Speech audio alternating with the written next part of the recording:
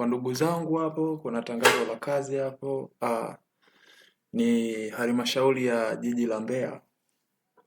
Kuna ajira zimetangazwa tarehe 4, lakini nimekuwa too late kuzipata, ila mwisho wa kuapply ni tarehe 17. Kama unavyoona kwamba wanaohitajika ni watu 19, 13 ni madereva. Umenielewa? Daraja la pili. Majukumu ya dereva nadhani unayajua. Sifa za mwombaji: kuajiliwa mwenye elimu ya kidato cha 4, awe na leseni daraja C au E. Umenielewa? La uendeshaji magari hapa nadhani utaelewa. Alafu ngazi za mshahara ni TGSB. Umenielewa?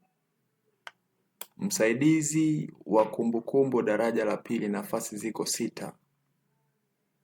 Kwenye haya majukumu nadhani unayajua. Cha muhimu ni kujua kwamba sifa za mwombaji: kuajiliwa mwenye elimu ya kidato cha 4, cha 6, aliyehitimu shahada hii hapa.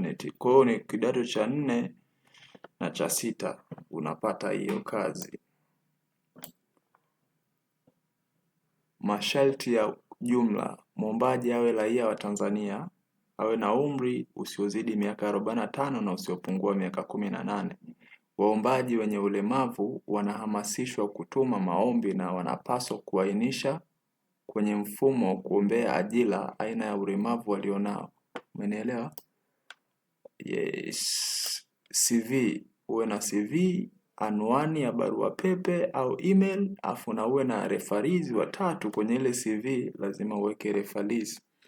Kwa hiyo CV yako lazima iwe na email, iwe na referees ya, afu pia uambatanishe vyeti vyako vya form 4 na form 6.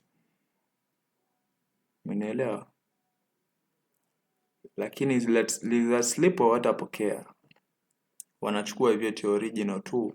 Waombaji wote waambatanishe cheti cha kuzaliwa kilichothibitishwa na mwanasheria. Lazima vyeti vyako vyote vigongwe muhuri na mwanasheria. Umenielewa?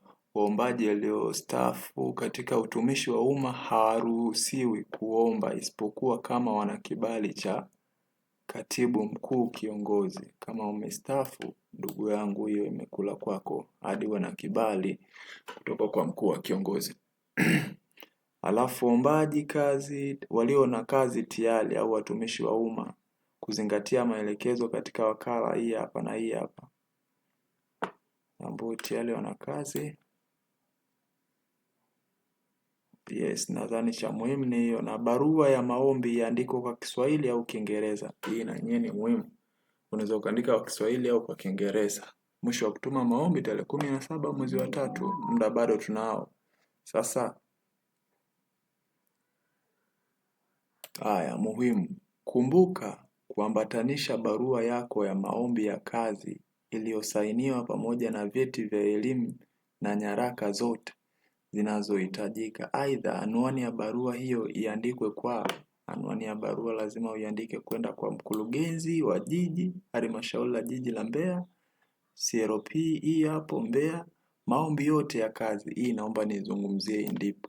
Maombi yote ya kazi yatumwe kwenye mfumo wa kiteknolojia wa ajira, Recticulum Portal au tunaita ajira portal. Hivyo kama haujui huu mfumo, unaweza ukacomment hapo chini ili nije nikuelekeze ni namna gani ujisajili kwenye huu mfumo, ili ukiwa unaomba ajira unatuma moja kwa moja.